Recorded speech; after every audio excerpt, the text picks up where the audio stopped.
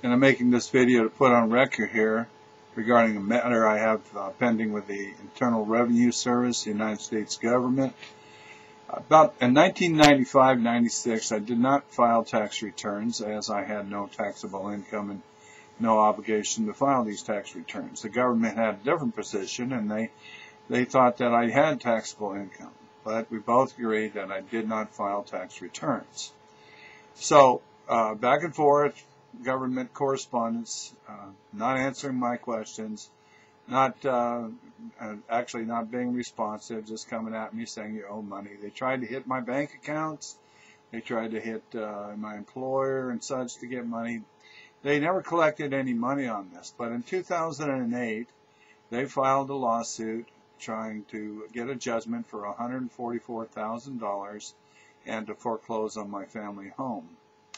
Through the process, there's something called discovery, and part of discovery is seeking answers to interrogatories. So I posed some interrogatories, and among them I asked for copies of assessments, and they were never produced, and of course the government didn't have to produce them. They used some other form to say that, yeah, they were done, but in fact don't actually produce the assessments.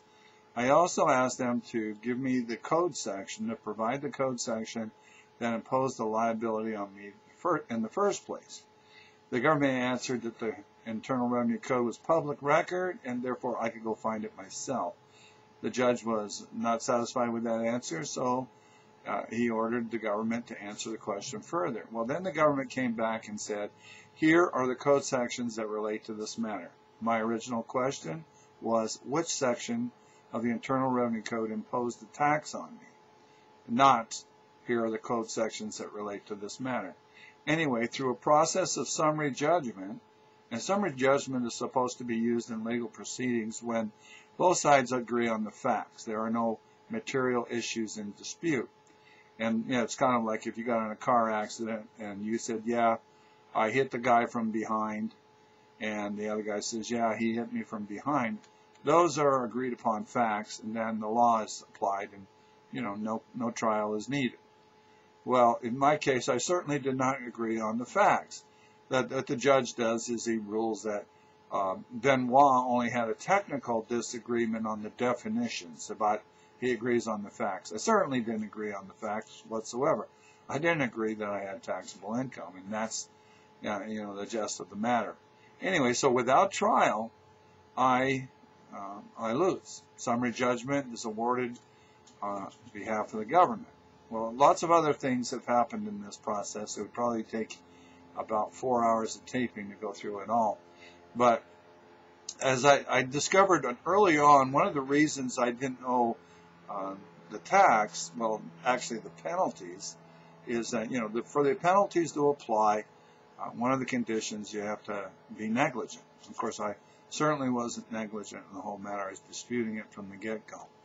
And so there's a disputed fact of whether or not a guy is negligent or not. I mean, the law is pretty specific on that.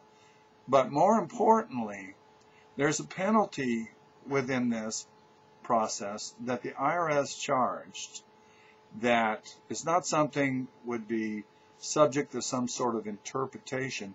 That's actually a fraudulent charge. There's a section in the Internal Revenue Code that makes it illegal well, actually I'll read it. That's the best way to cover that. Unlawful acts of revenue officers or agent. Any officer or employee of the United States acting in connection with any revenue law of the United States who is guilty of any extortion or willful oppression under color of law, or who knowingly demands other or greater sums than are allowed by law, shall be dismissed from office or discharged from employment, and upon conviction thereof shall be fined not more than $10,000 or imprisoned not more than 5 years. So what we know here is that it's against the law in the Internal Revenue Code to try to collect more money than or greater sums than are authorized by law. Well, through this process and early on, the forms indicate that the government was charging penalties under accuracy-related penalty section in the Internal Revenue Code 6662, which are imposed for accuracy-related if you were inaccurate. Now, this penalty does not apply to people who did not file a tax return. So it kind of makes sense. If you don't file a tax return, you can't be inaccurate. You didn't file a tax return because you don't think you have a tax liability. There are several places where this is covered in the Internal Revenue Code in the United States, Code of Federal Regulations, Treasury decisions, and the like. Under the Treasury decision, accuracy-related penalty goes on to say that accuracy-related penalty applies only in cases in which a return of tax is filed. The accuracy-related penalty does not apply in cases in which a return of tax is filed, except that the penalty does not apply, excuse me, I misread that. The accuracy-related penalty applies only in cases in which a return of tax is filed. That's under the Code of Federal Regulations. It's also in the Internal Revenue Manual, etc., etc., etc., that these accuracy-related penalties do not apply when someone does not file a tax return. I've read 7214 for you. It's very specific. And it says that it's illegal to try to collect greater sums than those are allowed by law.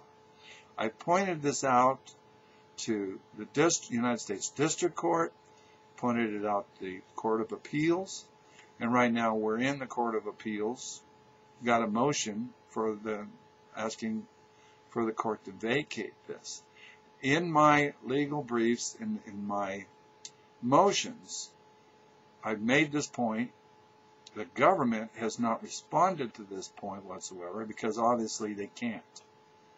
So they just ignore it and hoping that the judge and the court will ignore it. So if this is allowed to stand, not only have they taken my house without a trial, which is a constitutional guaranteed right, they're taking it based on, in a great part, based on penalties that absolutely, unequivocally do not apply in my case. I'm making this video so that it's on the record and that I can pass this along to other people. There's another situation where they're doing something quite similar, but it's a little bit different, and it's an impression under the color of law, trying to collect monies, actually more likely trying to extort records from me without following the Privacy Act requirements. If you want to get a hold of me, you can email me at mblibertarian7@earthlink.net.